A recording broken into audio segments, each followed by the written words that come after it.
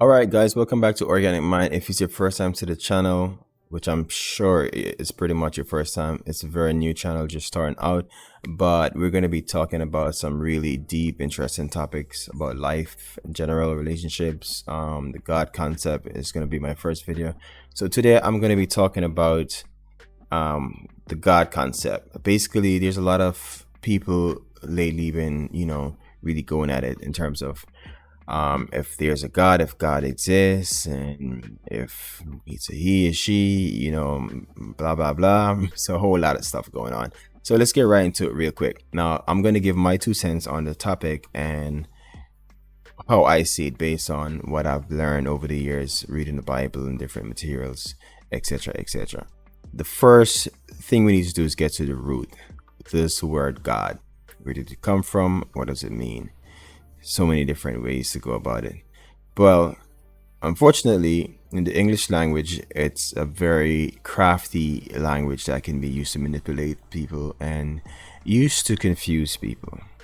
For example, I've never read anywhere in the Bible where God said that his name was God. Now, human beings have the tendency to create this idea and label things, so they can have an understanding of what it represents, least to them. So now I'm not here to dispute the fact that there is a creator, a higher force, an intelligent being, or something of that sort that exists that put things into motion. Who knows? It's not for me to say it is or not. All I can say personally, it would seems that way more likely than not. But as far as the God concept that we have as human being, I think that something is way off. Especially if you think about the characteristic of the God of the Bible and the things that he do, even the word he. So it always gives you this perception that God is a male, and it actually literally telling you that it's a male person who somehow through technology or advance somewhere along in a time where they're able to travel back to the past. And for example, Christianity would say things are happening nowadays, a false prophet and all these things are happening, the mark of the beast, all these things, right? Now they would say this is prophecy, and prophecy has been fulfilled. Now if you remove the word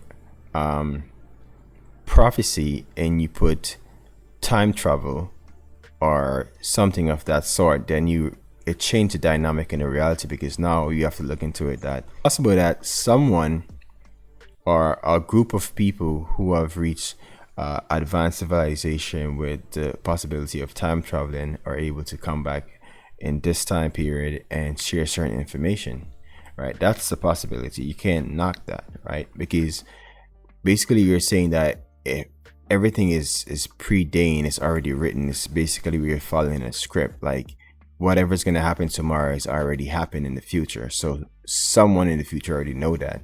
So either way you slice it, you're basically saying, whether you want to say God is the one who know the future because you know all things, you're still saying that these things will happen or it already happened in the future. Anyway, not to confuse you, but let's get right back into this whole confusion, how it started. Now there's a part in the Bible where they talk about man was becoming very advanced in their knowledge and were able to build a tower that reaching the heavens. And obviously God didn't like that. I don't know why, but obviously he didn't like it, so he decided to confuse their language. Keyword, to confuse their language, and that's where it all went downhill. Now, from my understanding, if God is all knowing, all present, all loving, and perfect, I don't see the need for him to, here we go again with this word him, right? I don't see the need for God to be, acting out these things that really portray a human characteristic. Like God repent that he made man in Genesis 6. Like for you to repent that you made man is to say that you have regrets. You made a error. It was a flaw in man, and by extension a flaw and God, because if God is perfect and he made man and man become imperfect, then, you know, and the fact that Christianity likes to go into saying that God represents good, love, perfection, light, and then when you ask about what about God representing darkness and evil and hate, they're like, no, no, no, that can't be. So it is a disconnect, because if you're saying that God is light and love, and you're saying that evil exists, that means you have created an equal opposite to God in terms of one representing light and one representing darkness. And therefore you're saying there's an evil God and there's a good God. And if you want to go, if you dare to go and say that, well, Lucifer is the one who represents evil and cause man to sin and all that stuff, you still have to give account for the fact that God created Lucifer.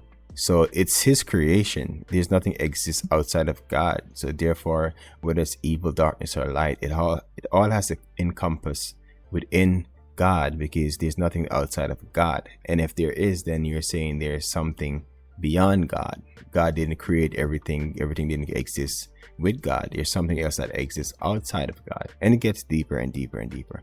So as you can see, it's a rabbit hole. A lot of people are afraid to go into it because, you know, where does it end? But I believe that, I don't really like to use the word belief, but for me personally, I would say that the God concept that man have in his mind is this perfect being that represents light. But the reality of this world we live in says otherwise.